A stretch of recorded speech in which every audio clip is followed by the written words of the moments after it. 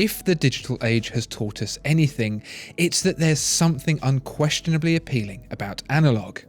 Whether it's hi-fi, photography, cars or watches, being in control of a machine with moving parts that we can manipulate and understand is inherently satisfying. But as technology moves forward, knowledge of the old ways wanes, some of it to be lost forever. It is our responsibility to pass that knowledge on to the new generations of aficionados, our duty. So with that in mind, here are 5 things you must never do with your mechanical watch.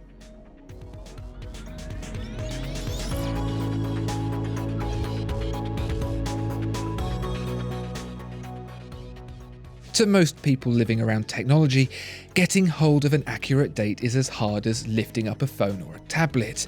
But that kind of complacency doesn't just affect the most tech-savvy. Even for people who still enjoy the beat of a balance wheel, a self-changing date is something of a modern convenience. Truth is, mechanical watches have only been imbued with a self-changing date since the 1940s, and a quick change date for even less time than that. What's the difference, you might be wondering? Firstly, the self-changing date is the one that ticks over at around midnight, advancing the date forward by 1 day to hopefully, assuming the next day isn't the first after a 30-day month, display the correct date. 5 times a year, however, plus the times you let your watch run down and the date falls out of sync, the date window will need to be adjusted. There was a time when this had to be done the long way, spinning the hands around the dial 24 hours to click the date wheel forward 1 number. That's a bit of a pain though, and so the quick set date function was created to address that minor inconvenience. This feature offers the ability to slip through the dates with ease, to select the number of your choosing with utmost expediency. Problem is, and you probably won't have seen this because you'll have been asleep, most date changes don't happen instantly. Well, some happen instantly, snapping from one number to the next at the stroke of 12, but being a mechanism of slow-moving gears and wheels, most take about 4 hours to fully transition.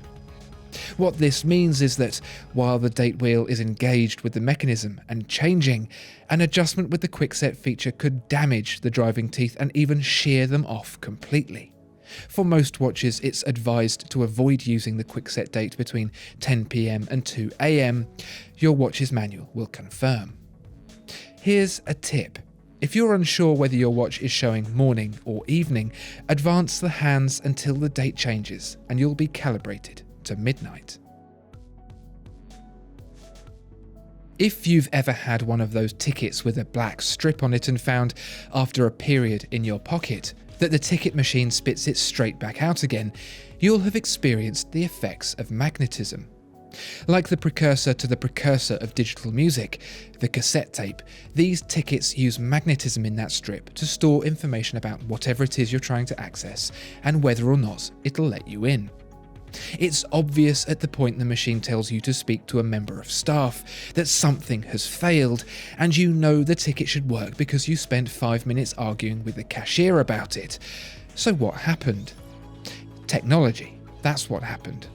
The tiny speakers in your phone contain magnets, and they're responsible for stripping your ticket of data and the subsequent altercation with the ticket inspector.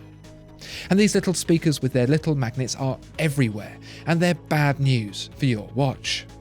More and more watches are being manufactured with anti-magnetic alloys and materials, but there are far more that have no resistance to magnetism whatsoever.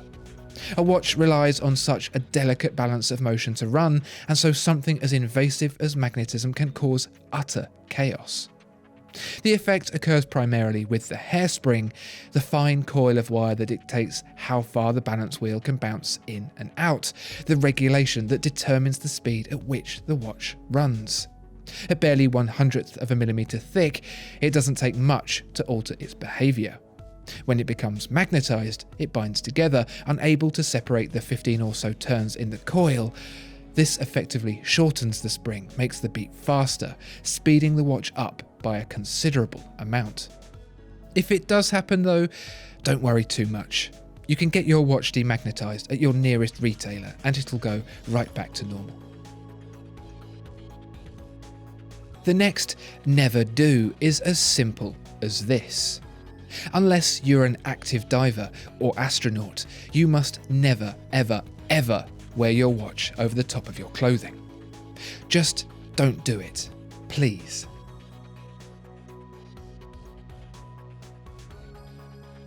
Since forever, watchmakers have been devising ways to make their watches more and more impervious to foreign objects. Dust and moisture in a movement is a recipe for disaster, binding it together, slowing it down and rusting it solid. Best to keep them separate. For day-to-day use, worn under a sleeve or in a pocket, this is no great challenge. Short of having the movement completely exposed, a simple covering is enough to keep a movement lint-free and serviceable for many years. But with the advent of underwater exploration, good enough just wasn't good enough. Water has a nasty habit of being able to make its way into almost anything, free-moving molecules capable of finding and exploiting even the smallest of vulnerabilities, and stopping that takes a whole lot of thought.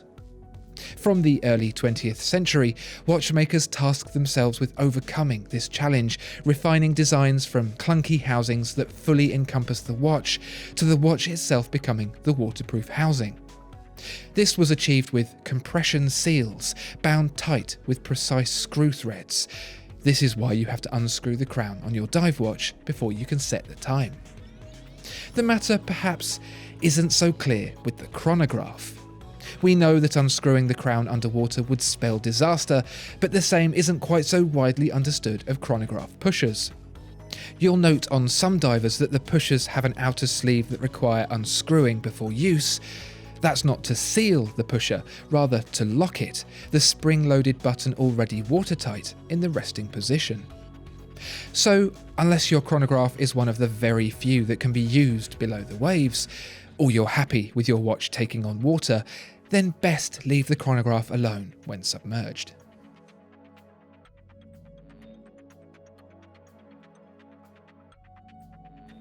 It's generally understood that the smaller something is, the more care it needs to be treated with. Think a model aeroplane, a piece of jewellery, children.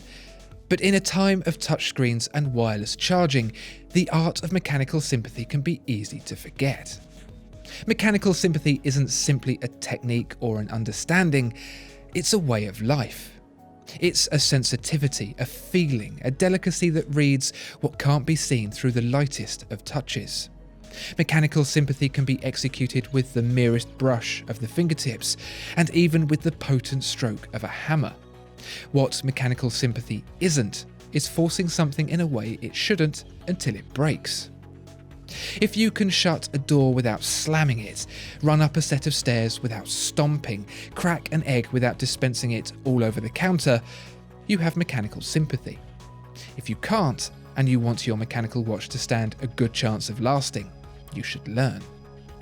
Unlike a modern digital device, which uses electrical signals to impart information, a mechanical watch enacts a command by the physical interaction of moving parts in sequence. Be that changing the date, adjusting the time, rotating the bezel or screwing down the crown, mechanical sympathy is required to judge the execution of the input. Go too fast, use too much force, screw too tight, and you could end up with a problem. Take your time, feel the mechanism, and you'll learn to understand how it works, what its limitations are. If you own a mechanical watch in this day and age, chances are that's because you admire the mechanism inside and the history it brings with it. Why not give it the respect it deserves?